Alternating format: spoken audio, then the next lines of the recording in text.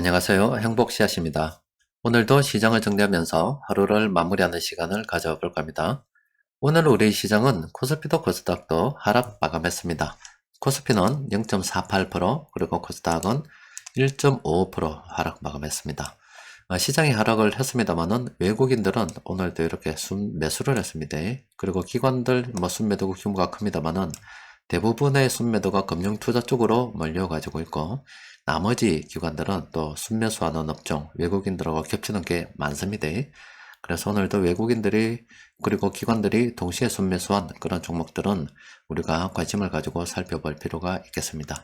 어쨌든 오늘 시장 지수는 하락을 했고 좀 쉬어가는 분위기인데, 시장이 이렇게 쉬어가는 것은 미국 시간으로 지난주 금요일 미국 고용 관련 지표들이 발표가 됐습니다. 우리는 토요일 날 알게 되었고 그 영향을 월요일 받았는데, 때마침 이번 주에 파월 연준 의장이 연설을 했습니다.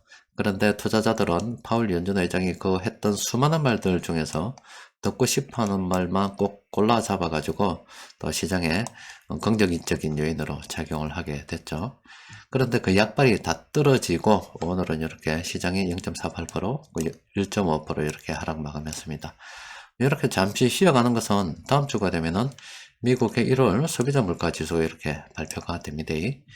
지난번에 6.5%였잖아요. 이번에는 이렇게 7.5%하고 비교가 되기 때문에 지난번보다는 좀 낮을 것으로 예상이 됩니다.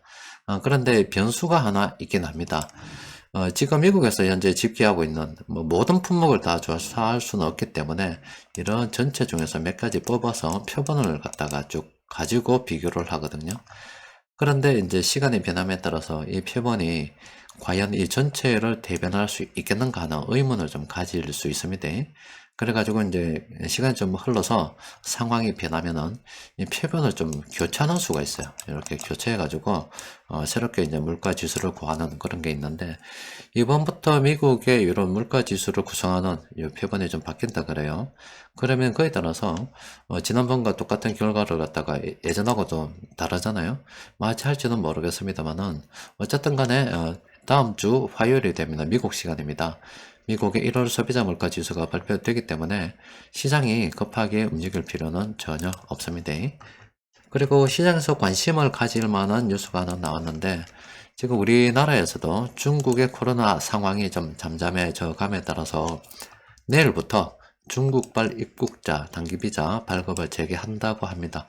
우리가 그런 이야기를 하기 전에는 또 중국하고 또 물밑 협상이 좀 있었겠죠. 그러니까 이제 중국 정부도 한국 국민 중국행 단기비자 심사 발급을 대등하게 재개하는 것을 적극 고려한다. 이렇게 10일 날 밝혔다고 그래요. 오늘입니다. 그렇게 되면 다시 중국하고 왕래가 늘어난다. 이렇게 생각할 수밖에 없잖아요. 그러면 관련해서 우리가 여행주, 항공주, 또 그리고 면세점, 화장품, 이런 종목들, 업종의 종목들이 있잖아요. 이런 것들은 우리가 관심을 가지고 좀 살펴볼 필요가 있겠습니다. 오늘 시장 수급을 들여다보면은 외국인들이 운수 장비, 금융, 음식료 이렇게 규모는 크지 않습니다만 이렇게 순매수를 했고, 금융 투자 쪽의 순매도가 오늘도 많았습니다. 그런데 기관들을 보면 이렇게 전체 다 그런 건 아닙니다만은 기관들도 간간히 이렇게 순매수한 업종들이 제법 생겼습니다. 자, 세력들은 계속 매집하고 있습니다. 우리도 형편이 되는 대로 계속 물량을 모아가는 겁니다. 오늘 세력들이 공통적으로 매수한 종목들 보니까 이렇게 6개 종목이 있습니다. 하나하나 좀 들여다보면 몇 개 안 되잖아요. 일단은 중해제약 같은 경우는 우리가 긍정적으로 검토를 해볼 필요가 있습니다. 이건 충분히 싸다고 볼 수가 있죠. 굉장히 장기간 동안 이렇게 하락을 이어왔는데 이거는 현재 싸다. 긍정적으로 검토해 볼 필요가 있겠습니다. 그리고 SK가스 같은 경우는 지금 어중간합니다. 지금 비싼 것도 아니고 싼 것도 아니고 어중간한 그런 상태입니다. 이거는 못 본 척 합시다. 또 S&T 에너지도 어중간하지요. 이것도 못 본 척 하고, 유니캐스트 같은 경우는 지금 단기적으로 조금 올랐습니다. 이것도 현재 비싼 것도 아니고 싼 것도 아닙니다. 그렇게 관심을 가질 만한 이유는 없습니다. 코리안리 같은 경우는 단기적으로 좀 많이 올랐고, 또 외국인들이 보면 지금 팔고 있죠. 또 그리고 우리 카페 시향을 보면은 보험업종 뭐 단기적으로 고점권 형성한다고 분석이 계속되고 있잖아요. 요거는 조심해야 됩니다. 굳이 접근할 필요 없습니다. 한미 반도체도 요중간해요. 오늘 세력들이 공통적으로 매수한 종목들 들여다보면은 특별히 땡기는 종목이 없습니다. 그냥 조심하는 게 좋겠어요.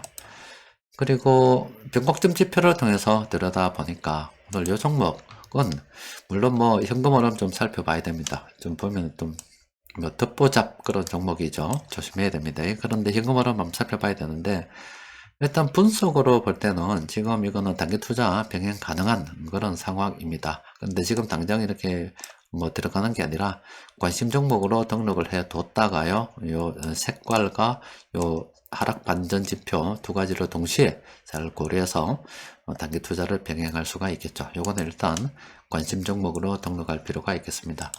여튼 뭐 다음 주에 빅 이벤트가 있습니다. 물가 관련 지표가 발표되기 때문에 굉장한 이벤트라 볼 수 있습니다. 그래서 시장을 잠시 쉬어가고 또 그리고 뭐 우리 시간으로 15일날 시장에 우리가 반영이 되겠죠.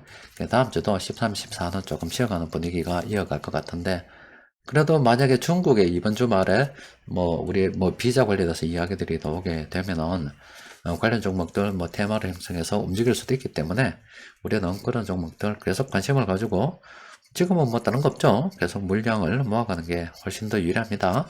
자, 이번 주도 모두 다 고생하셨습니다. 이상입니다.